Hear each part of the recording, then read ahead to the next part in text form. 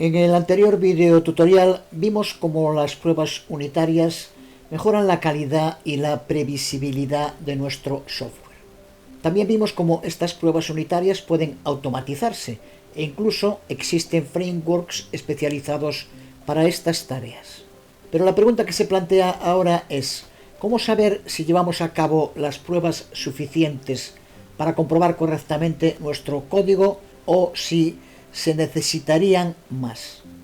Estas son las preguntas que intenta contestar la medición de cobertura del código o code coverage. La cobertura de código lo que hace es determinar qué parte de nuestro código fuente es comprobado durante las pruebas de verificación. Las métricas cambian considerablemente según el tipo de estructuras que estemos analizando. No es lo mismo si queremos llevar a cabo pruebas en una declaración que en un loop, por ejemplo. La primera métrica que vamos a cubrir es justo la que se denomina cobertura de declaraciones, que se refiere al porcentaje de declaraciones en nuestro código que han sido comprobadas por nuestras rutinas de prueba. Lo vemos en esta primera función.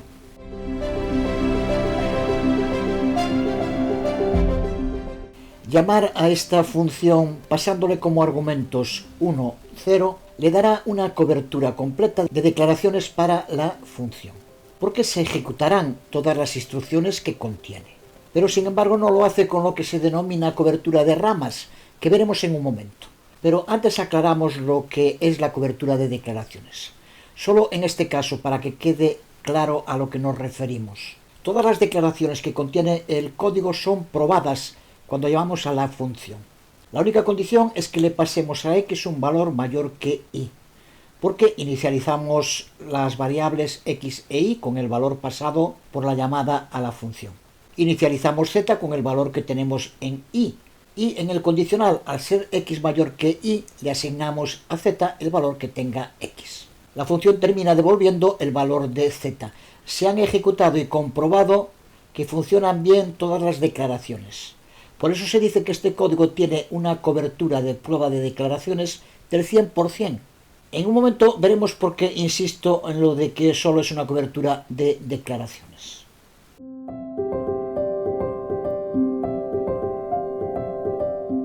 Porque antes vemos lo mismo con la función esVocal que usamos en el anterior video tutorial. Aquí es imposible una cobertura de pruebas de declaraciones del 100% con solo una llamada a la función. Esta función requiere dos llamadas para poder probar todas las declaraciones. No hay una forma de comprobar las declaraciones 2 y 3 en una única llamada a la función. Así que tendremos que hacer dos llamadas a la función para garantizar una cobertura de declaraciones del 100%.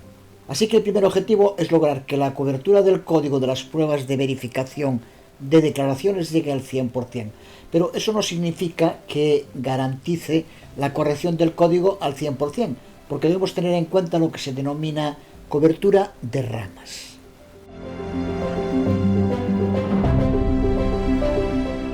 La cobertura de ramas se refiere al porcentaje de bifurcaciones que se han ejecutado de un código, contando cada una de las posibles ramas por separado. Para entenderlo, volvemos al primer ejemplo, en el que dijimos que con una única llamada a la función podíamos garantizar una comprobación de las declaraciones del código del 100%.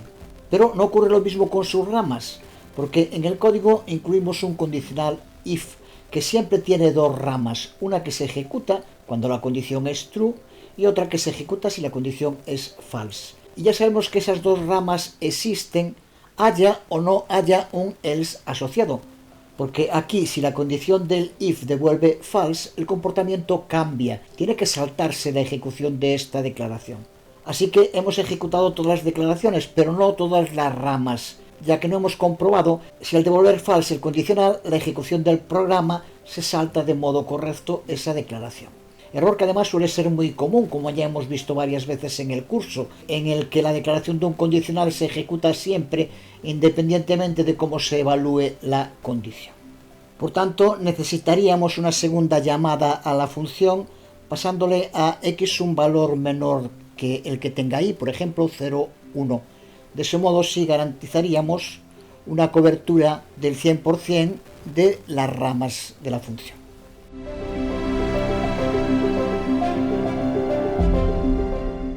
En el caso de un switch, las ramas pueden ser muchas más.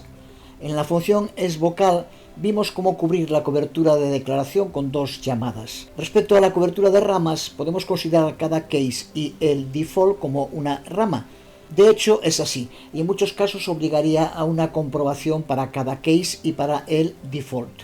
Pero en ejemplos como este, en el que lo único que cambia en cada case es el valor de un carácter, se considera redundante, y comprobar con uno de los caracteres se considera que los otros también trabajarán de modo correcto.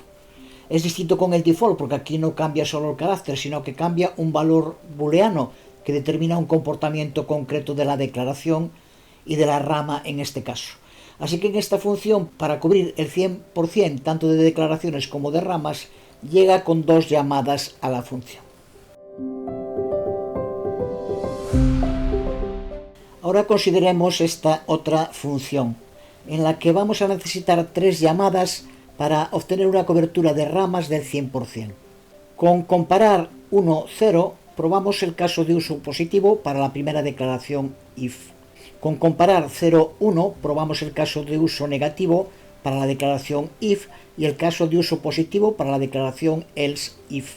Y con comparar 1, 1, o lo mismo podríamos hacer con 0, 0 o dos números iguales cualquiera, prueba el caso de uso negativo para el if y también para el else if, y entonces tiene que ejecutarse la declaración else. Así que con tres llamadas a este código conseguimos una cobertura de declaraciones y una cobertura de ramas del 100%. Recuerda que la mejor práctica es que nuestras comprobaciones del código apunten siempre a una cobertura del 100% de sus ramas, no solo de sus declaraciones. Otro tipo de cobertura se conoce como cobertura de loop o bucle, también conocida como prueba 012, que dice que si tenemos un loop en nuestro código, debemos asegurarnos que funcione correctamente cuando se repite 0 veces, una vez y 2 veces. Si funciona correctamente para esos casos de uso, podemos suponer que funcionará correctamente para todas las iteraciones superiores a 2. Por lo tanto, estas tres pruebas cubren todas las posibilidades, porque un loop no puede ejecutarse un número negativo de veces. Lo vemos en este código.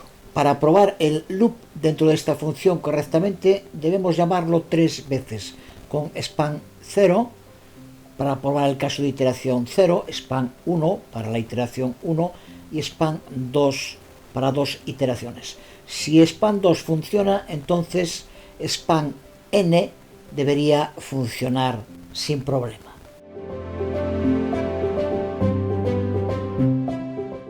Terminamos viendo lo que se denomina comprobación de categorías de entradas, porque en muchas ocasiones, por ejemplo cuando escribimos funciones que aceptan parámetros o cuando recibimos inputs del usuario, debemos considerar lo que ocurre con diferentes categorías de posibles entradas. En este contexto usamos el término categoría para referirnos a un conjunto de inputs que tienen características similares. Por ejemplo, si escribimos una función para producir la raíz cuadrada de un entero, ¿qué tipos de valores deberíamos comprobar? Podemos empezar con un valor normal, como 12, por ejemplo, pero también sería una buena idea probar con 0 y con un número negativo. En definitiva, debemos probar diferentes categorías de valores de entrada para asegurarnos que nuestra unidad los maneja correctamente.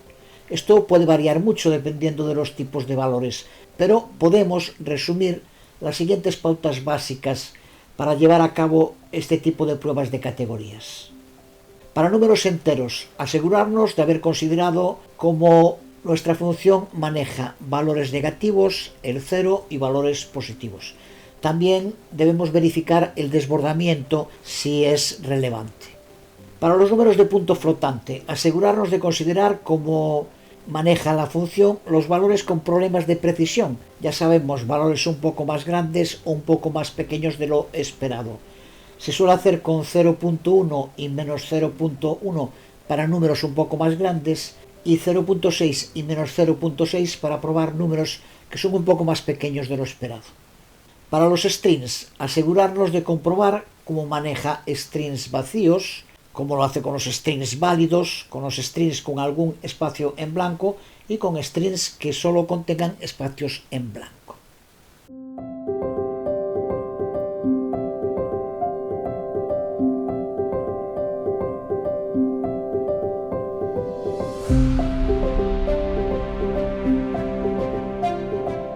Música